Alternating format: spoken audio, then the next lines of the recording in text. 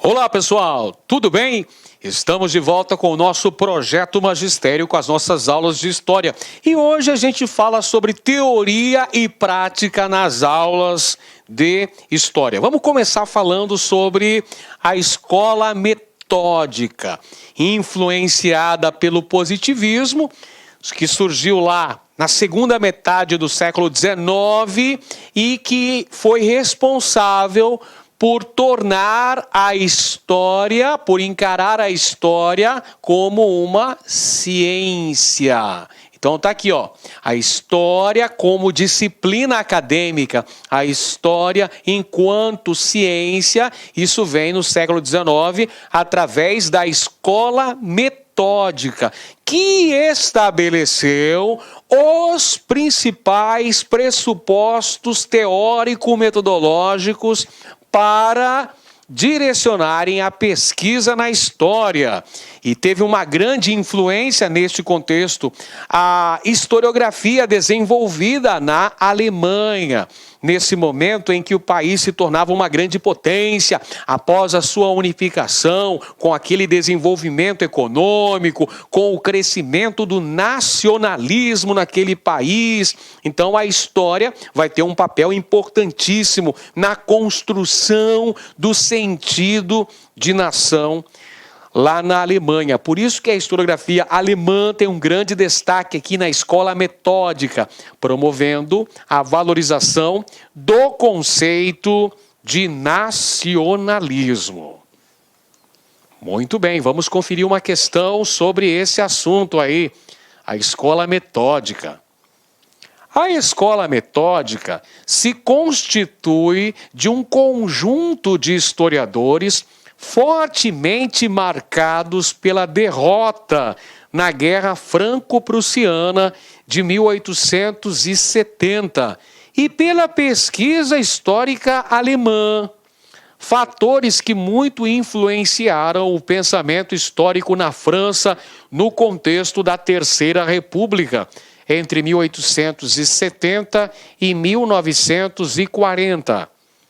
A derrota do exército francês marca, além de um trauma na história do país, uma ruptura na historiografia do período, conferindo à nação não só a necessidade de uma segunda origem que suplantasse o fracasso militar, mas também a de novas formas de representar a história nacional, fundando ou refundando identidades.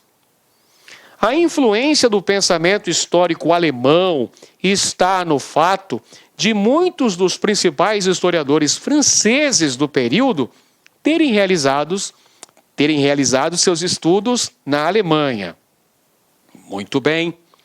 Comando da questão. O conhecimento histórico e o texto permitem afirmar que os metódicos, alternativa A, romperam com os textos e com os fatos, relacionando o exercício do historiador ao domínio de novas técnicas de pesquisa. Não. A escola metódica vai valorizar o documento, sobretudo o documento oficial, o documento escrito, o documento produzido pelo Estado ou por entidades como a Igreja, por exemplo. Há uma valorização do documento, uma grande valorização do documento. Documento oficial, pessoal. Documento oficial é valorizado. Então a alternativa A está incorreta. Vamos então para a alternativa B. Vamos embora. Defenderam a premissa de que a história tem na Revolução sua motriz, sua força motriz, e nas bases materiais o seu principal fundamento. Bom, essa é a escola marxista que prega isso, que o motor da história é a luta de classes, é a revolução, são as bases materiais, o materialismo histórico de Marx. Essa é a história marxista, não é a escola metódica. Vamos para a letra C de casa.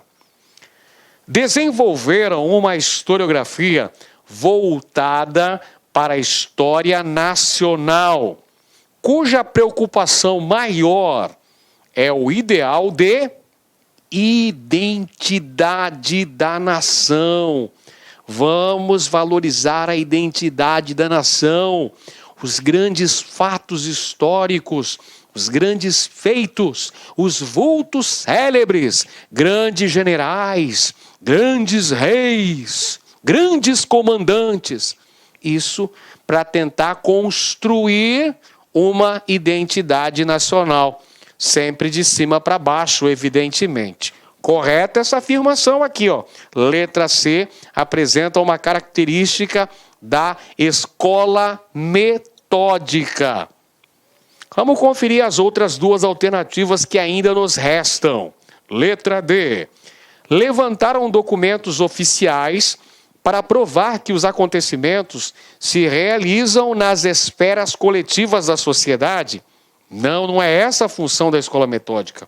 Eles vão defender um caráter positivista das grandes lideranças, como eu acabei de citar, grandes generais, grandes oficiais, reis e seus feitos. Então, feitos individuais, não feitos coletivos. Perfeito? E a alternativa E, criticaram seus predecessores pela ausência da imparcialidade na leitura das interpretações escritas que investigaram. No caso, quem vai falar isso aqui, quem vai fazer essa crítica é a Escola dos Análises. Escola dos Análises que vai criticar essa postura. Por quê? Porque a escola metódica vai dizer que o documento fala por si só, que o historiador deve apenas examinar o documento. Já a Escola dos Análises vem para contrariar esta tese. Vai dizer que não. O documento não diz. O documento está cheio de intencionalidades de quem o produziu.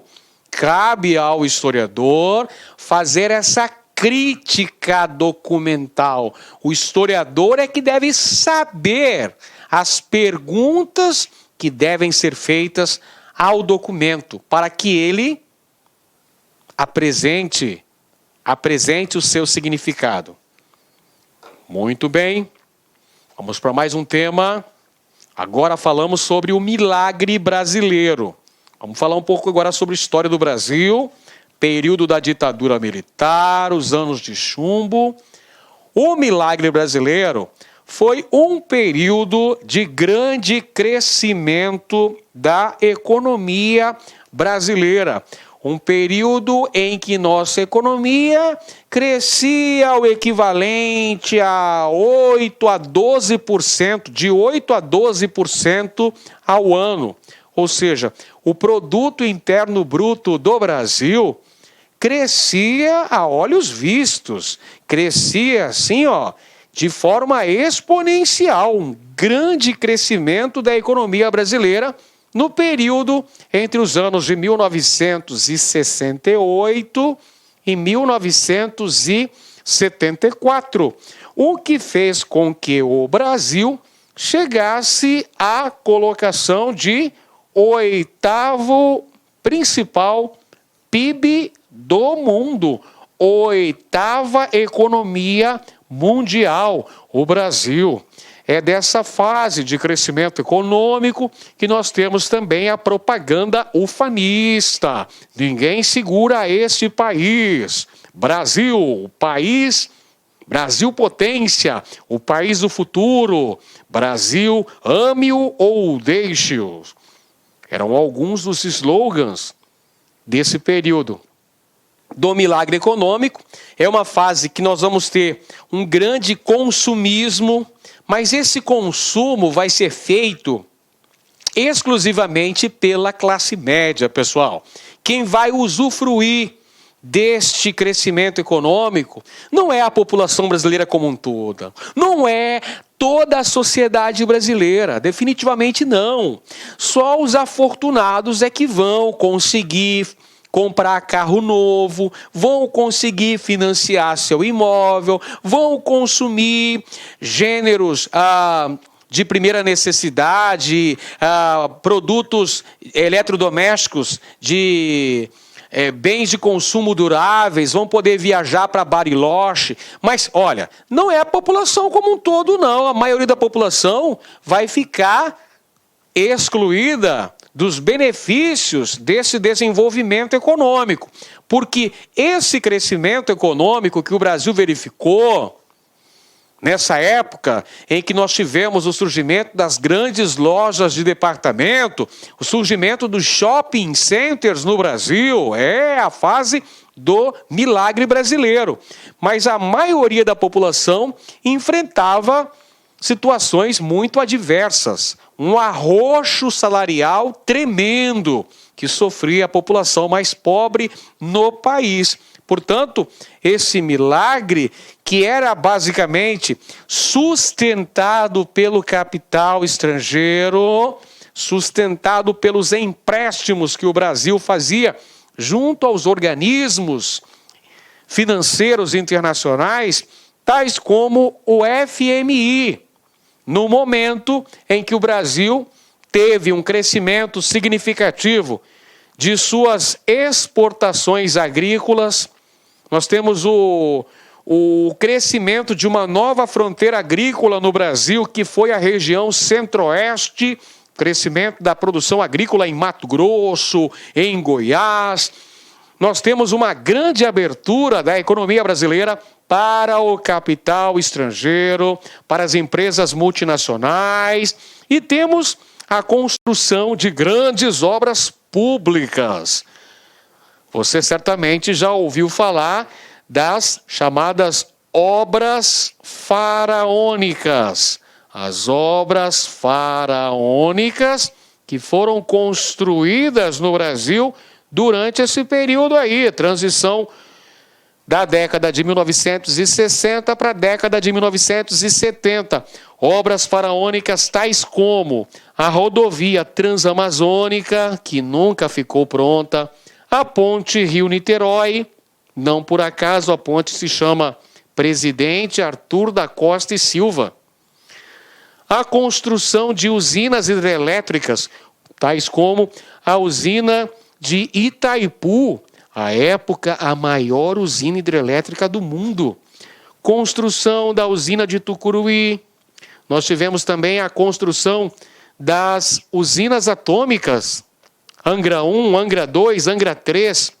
Ou seja, essas são as chamadas obras faraônicas, que foram construídas mediante empréstimos contraídos pelo governo junto ao FMI, que deixaram como herança uma pesada dívida externa no Brasil.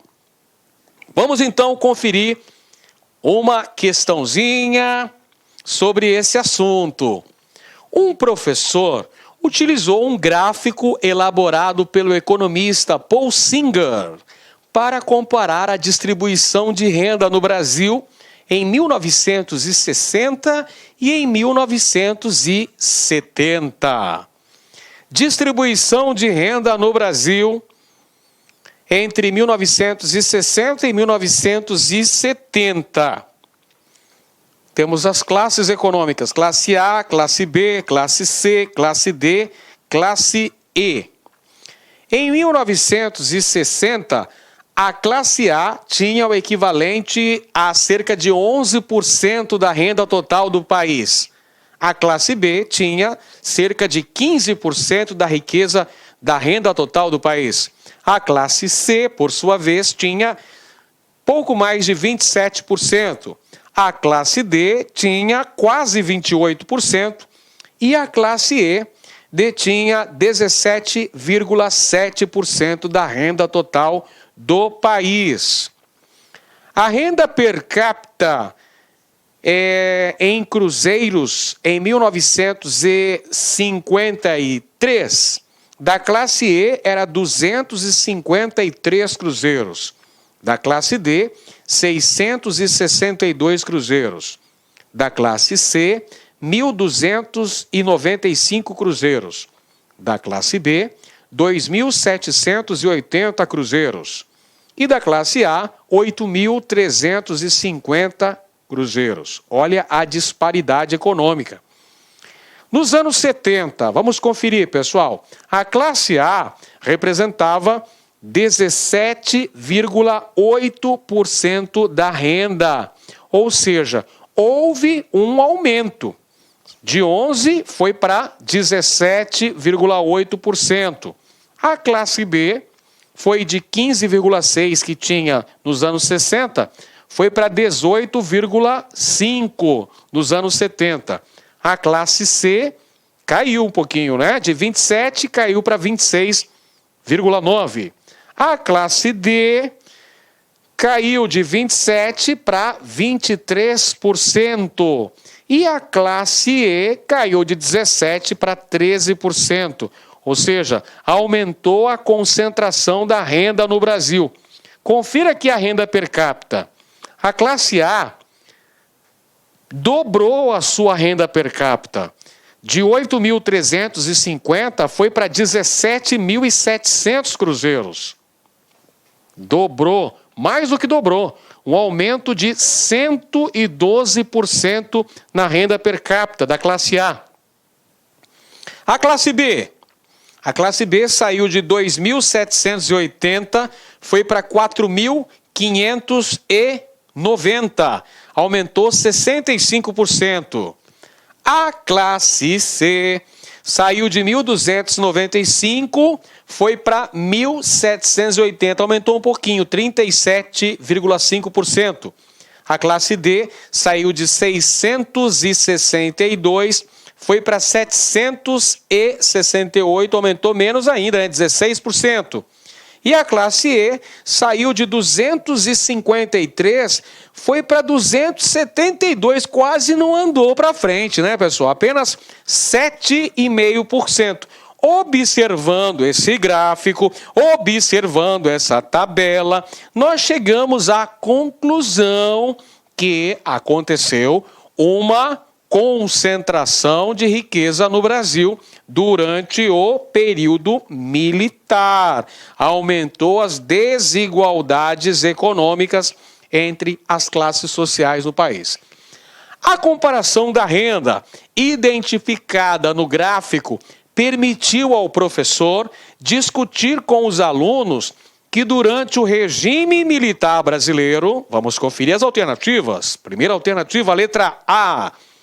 As condições de vida da população mais pobre melhoraram com o investimento do governo na área de saúde pública? Claro que não. O gráfico já nos dá uma ideia. Já nos dá uma ideia do arroxo salarial que as camadas menos favorecidas foram obrigadas a conviver. Alternativa B. O crescimento econômico do país gerou a ampliação da renda bruta dos trabalhadores das indústrias nacionais? Não dá para dizer isso, pessoal. Há uma compressão dos salários, há um achatamento dos salários do Brasil. Letra C. O milagre econômico desdobrou-se em distribuição da renda, ampliação do poder de compra dos assalariados? Claro que não, muito pelo contrário, concentração da renda e achatamento, diminuição do poder de compra dos salários dos trabalhadores. Alternativa D, a concentração da renda nacional tornou-se mais intensa, acentuando no país as desigualdades sociais. Agora sim, chegamos à alternativa correta. Foi isso que o gráfico nos falou. E a alternativa E, os gastos públicos foram contidos para distribuir à população pobre e miserável renda nacional. Claro que não, muito pelo contrário. Beleza, vamos em frente. Vamos falar agora sobre eleições presidenciais. A Constituição de 1946 estabelecia eleições diretas para presidente da República. Por isso, enquanto esta Constituição vigorou em nosso país, tivemos várias eleições. Uma, inclusive, antes da elaboração dessa Constituição. Em 45 foi eleito Dutra e foram eleitos os constituintes que aprovaram no ano seguinte a Constituição liberal, democrática e promulgada de 1946. Tivemos eleições no ano de 1950, onde Getúlio Vargas ganhou e voltou à presidência da República, 1955 com a vitória de JK e 1960 com a vitória de Jânio Quadros. Durante o período da ditadura militar, não tivemos eleição direta para presidente da República. Quem escolhia o presidente da República era o colégio eleitoral, que na verdade apenas sancionava o nome que era estabelecido pelo Comando Supremo das Forças Armadas no Brasil. Foi assim com a escolha do presidente Humberto de Alencar Castelo Branco, em 64, do presidente Arthur da Costa e Silva, em 67, do presidente Médici, em 69, do presidente Geisel, em 74, e do presidente Figueiredo, em 1979. Legal! Um professor, ao discutir com seus alunos sobre o sistema eleitoral na história recente do Brasil, apresentou um organograma comparando a eleição presidencial no período de 1945 a 1961, com a de 1964 a 1973, conforme abaixo. Então nós temos, entre 1945 e 1964, lembrando que nós tivemos várias eleições nessa época, 45, 50, 55 e 60. Todas eleições diretas para presidente, ou seja, os eleitores escolhiam diretamente o principal mandatário do executivo no Brasil. Eleições diretas para presidente da República. Porém, com o advento da ditadura militar, isso foi modificado. Do período que vai de 64 até 85, né, pessoal? Nós podemos dizer, mas é o período que está sendo retratado aqui neste organograma, vai de 64 a 73. Como é que era feito? Da seguinte maneira: os eleitores elegiam deputados federais e senadores. Eram os deputados federais e senadores que formavam o chamado colégio eleitoral. O colégio eleitoral que sancionava o nome do presidente da República, indicado pelo Comando Supremo das Forças Armadas. Ou seja, eleições indiretas. Muito bem. O professor, ao propor a comparação apresentada no organograma, pretendeu que os alunos entendessem que durante o regime militar houve mudança no sistema eleitoral, pois, alternativa A, ampliou-se o número de eleitores, permitindo o voto aos cidadãos maiores de 16 anos, independente da condição social. Errado. O voto aos 16 anos só foi estabelecido com a Constituição de 1988, com a redemocratização brasileira. Alternativa B. Legitimou-se o controle político do Congresso Nacional através de eleições diretas para o executivo? As eleições eram diretas durante o regime militar? Não, o presidente era escolhido pelo colégio eleitoral. Errada a afirmação B. Letra C. Garantiu-se a direta participação popular em todas as instâncias do processo eleitoral? Negativo.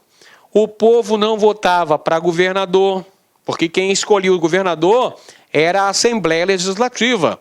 O povo não votava para prefeitos das capitais, porque eram indicados pelo Executivo Estadual. O povo não votava para cidades consideradas estratégicas, o povo não escolhia o prefeito, e o povo não votava para presidente. O povo votava apenas para prefeitos de cidades menores ou cidades sem importância estratégica, votava para deputado estadual, deputado federal, senador. Perfeito? Para presidente, não votava. Alternativa D. Institucionalizou-se o processo de eleição indireta para a presidência da República. Eleição indireta, sim, era o colégio eleitoral formado por deputados federais e senadores que ratificavam o nome do presidente da República. Letra D de dado é a correta. E ainda temos a letra E. Possibilitou-se a escolha de candidatos por distritos, democratizando o sistema eleitoral. Nada disso, não foi adotado o voto distrital. Muito bem, essa estava fácil, não é, pessoal? Muito bem. Vamos em frente. Agora, falemos um pouco sobre um dos meus historiadores favoritos, Carlo Ginzburg, autor de O Queijo e os Vermes, História Noturna, Mitos, Emblemas e Sinais. Aliás, o paradigma indicinário está na obra Mitos, Emblemas e Sinais, onde Ginzburg analisa que o historiador deve ter um trabalho detetivesco, deve promover uma análise minuciosa. Afinal de contas, a realidade se apresenta repleta de minúcias, repleta de pequenos detalhes. E esse deve ser o caráter teórico-metodológico do historiador. Ginzburg vai comparar os trabalhos do crítico de arte Morelli, do personagem, o detetive Sherlock Holmes, e do pai da psicanálise, o médico Sigmund Freud. Muito bem, esse é o paradigma indiciário proposto por Carlo Ginzburg. A busca das pistas, os pequenos sinais. Ao abordar a relação que o historiador mantém com suas fontes, Carlo Ginzburg a associa a obras que exploram de diferentes maneiras a capacidade de produzir conhecimento a partir de elementos aparentemente irrelevantes. A do crítico de arte Giovanni Morelli, com seus signos pictóricos, a do romancista Arthur Conan Doyle, com as pistas perseguidas pelo detetive Sherlock Holmes, elementar, meu caro Watson, e a de Freud, com os sintomas que lhe permitiram diagnosticar uma série de enfermidades inacessíveis à observação direta. A ideia de que é possível decifrar a realidade por meio de seus fragmentos superficiais passou a ser conhecida como paradigma. Paradigma o quê? Paradigma estruturalista, alternativa A. Paradigma pós-moderno, na alternativa B. Paradigma indiciário, aparece na alternativa C. Paradigma positivista, está na letra D. E paradigma cientificista, na alternativa E.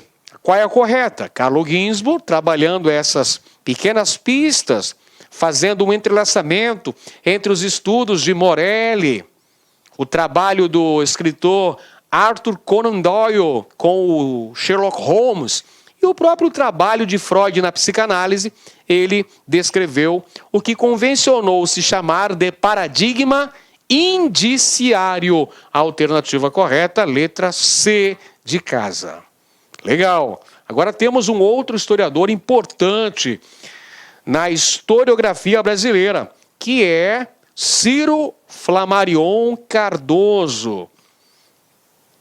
Na sua obra Uma Introdução à História, Ciro Flammarion promoveu a formulação, os métodos que devem permear a pesquisa histórica, ou seja, a formulação de um projeto de pesquisa que deve ter os seguintes critérios.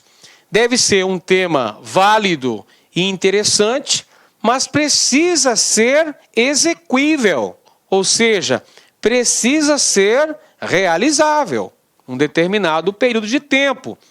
Por isso que é importantíssimo, de acordo com o professor Ciro Flammarion, a viabilidade da pesquisa. Não adianta ser um tema interessante, um tema bastante relevante, um tema válido. Ele precisa ter a sua viabilidade para ser realizada. Muito bem, vamos conferir a questão. Na formulação de um projeto de pesquisa, a escolha do tema obedece a vários critérios, como afirmou o historiador Ciro Flammarion Cardoso no livro Uma Introdução à História. Não basta que o tema seja válido e interessante, é preciso também que seja possível pesquisá-lo com os recursos a que se tem acesso. O autor refere-se ao critério do quê? Alternativa A, viabilidade. A alternativa B, originalidade. A alternativa C, relevância. A alternativa D, pertinência. Ou a alternativa E, probabilidade. O critério que o autor está falando é preciso também que seja possível pesquisá-lo com os recursos a que se tem acesso. Ou seja, é preciso verificar a viabilidade dessa pesquisa historiográfica. Mais um autor dos meus favoritos, Mark Bloch, um dos maiores historiadores do século XX, um dos maiores nomes da chamada Escola dos Análises.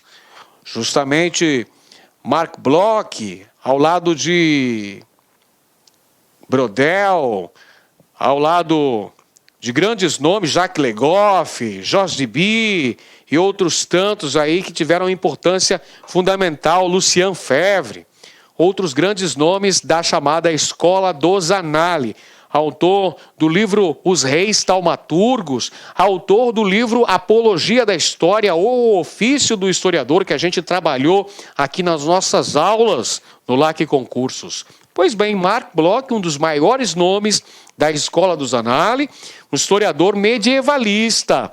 Esta obra que eu mencionei agora há pouco, Os Reis Taumaturgos, ele trabalha com o caráter do direito sagrado dos reis, a suposta capacidade dos reis de curar escrófulas com o seu toque, os reis taumaturgos. Mark Bloch promoveu o rompimento com o paradigma positivista. É o autor da obra Apologia da História ou o Ofício do Historiador.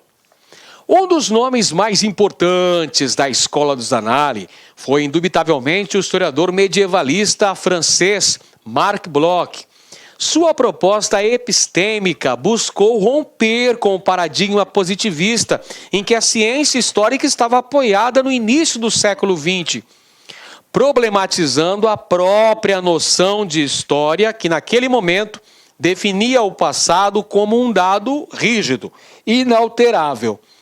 Em Apologia da História, publicado em 1949 por Lucien Febvre, ou O Ofício do Historiador, que é o nome da obra, último texto escrito por Bloch, inacabado por causa da sentença de fuzilado imposta pela Gestapo em 1944 na cidade francesa de Saint-Didier-de-Formans, por ter participado da resistência em Lyon contra o nazismo alemão.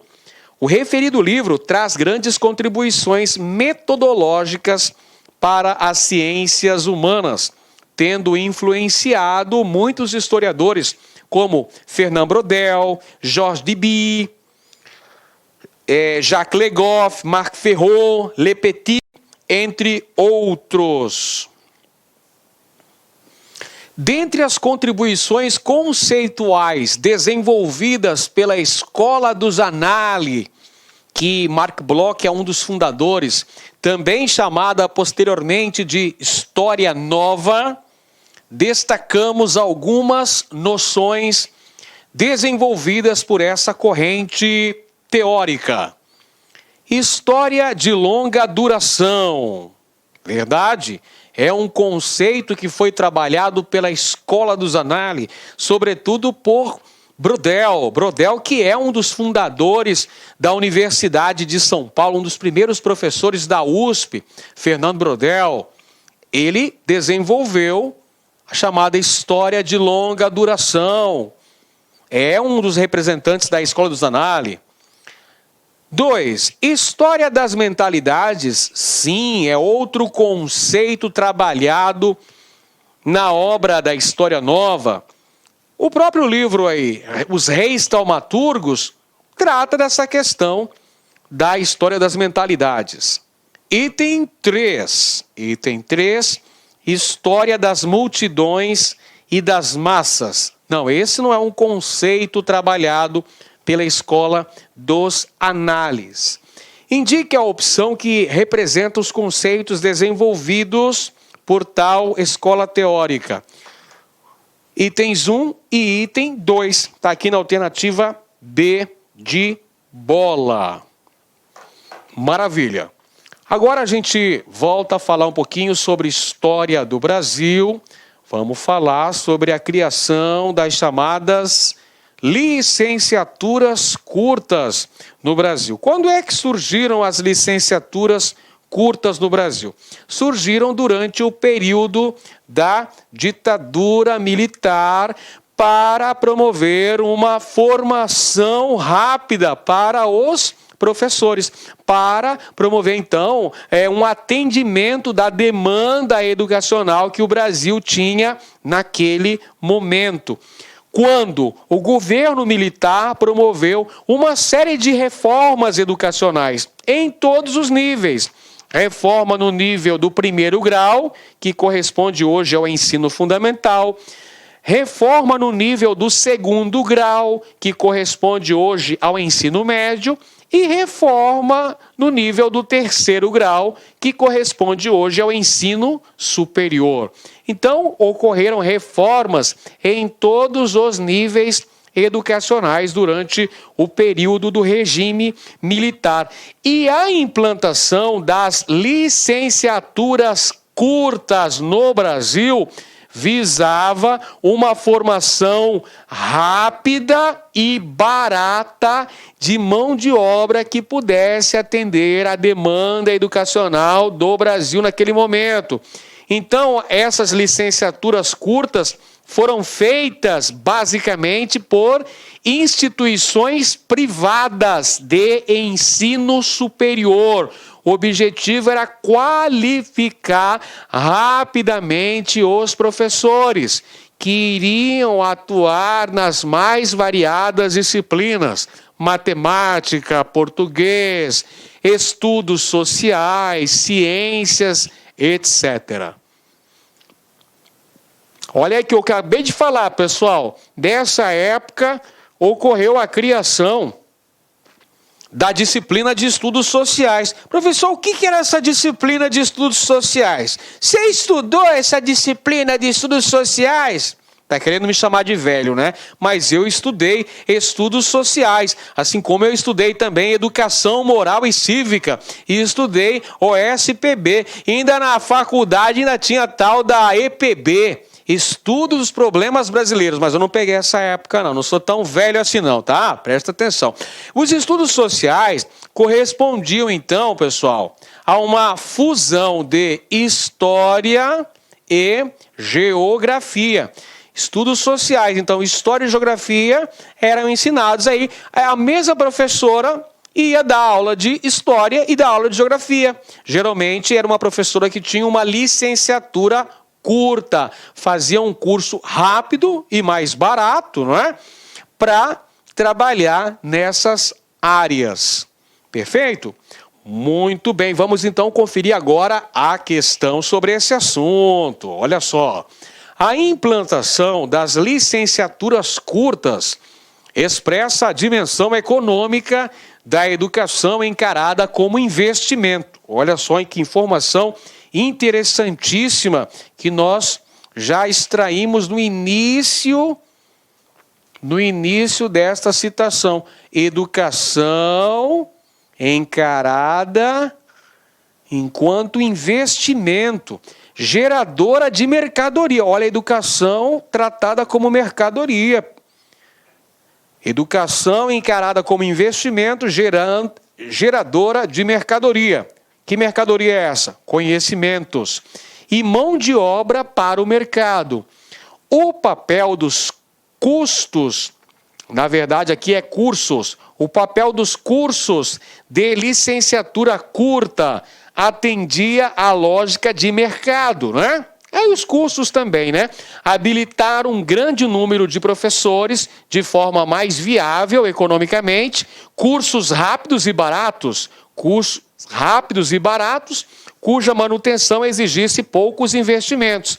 Esse fato fez com que tais cursos proliferassem em grande número em instituições de ensino privado, uma vez que se tornaram grandes fontes de lucro para empresas educacionais. Olha só, quem faturou com a criação das licenciaturas curtas no Brasil foram instituições privadas que ofereciam tais cursos para a qualificação da mão de obra, os futuros professores que iriam atuar nas escolas pelo Brasil. Essa citação foi extraída da obra Didática e Prática de Ensino de História, da professora Selva Guimarães Fonseca. O fragmento aborda fato relacionado ao contexto político. Qual o contexto político em que nós tivemos a implantação das licenciaturas curtas no Brasil? É o contexto político da ditadura militar. Então vamos lá, vamos procurar a alternativa correta. Letra A. Do parlamentarismo durante o governo Jango, em 1961? Não é esse momento histórico. Letra B, do ato institucional número 5, do final da década de 1960, durante o regime militar? Perfeito, correto. É o período do regime militar que nós tivemos a proliferação das licenciaturas curtas. Letra C, da luta pelas diretas já em 85? Não é esse momento de redemocratização, não, meu amiguinho. Letra D, da formação da Assembleia Constituinte em 87? Não. E letra E, da implementação do Plano Cruzado em 86, governo Sarney? Não. Licenciaturas curtas, você já lembra, período da ditadura militar. É só lembrar daquela malfadada disciplina de estudos sociais. É isso aí, pessoal. Um grande abraço a todos e até a próxima. Valeu! Clique like.